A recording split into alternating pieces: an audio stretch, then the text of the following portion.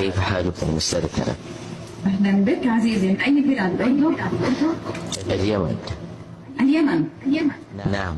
أول مشاركة لدينا من اليمن. أهلا بك. حياكم الله أستاذ. طبعا أولا أنا معجب بمحتواك الجميل والنادر رغم الهراء الموجود في هذا العالم الأزرق، وأحييك على هذا المجهود. شكرا أستاذي. لدي طبعا مشاركة، ومغزى مشاركتي هو أن أسمع ملاحظاتك ورأيك أيضا. نص من كتابتك. نعم.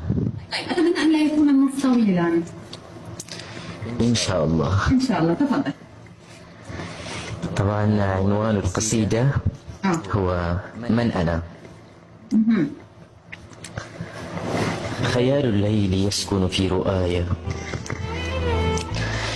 وخيل الصمت تصهل في دجايا، صراخ الآه يسخب في فؤادي، وكل الحزن يخلق من أسايا.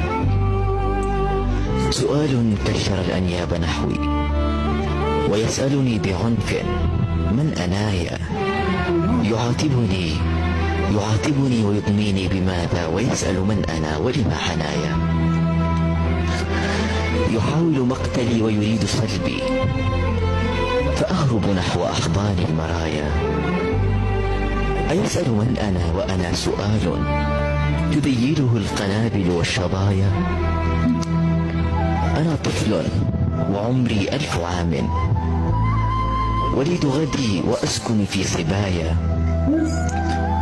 أفتش داخلي عني فأحبو إلى أمسي، ولا ألقى خطايا. أنا جفن بناه الدمع نعيا، أنا الطوفان يعبر في حشايا.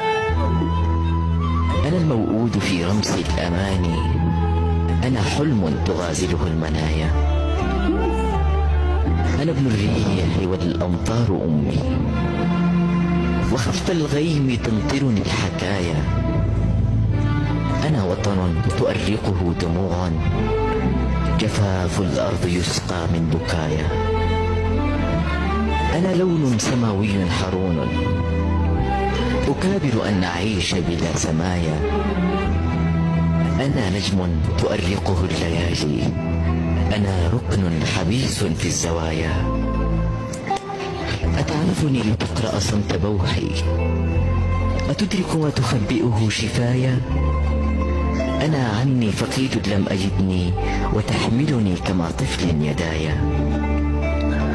أواري داخلي أوجاع قومي، وأحمل فوق أكتاف الضحايا.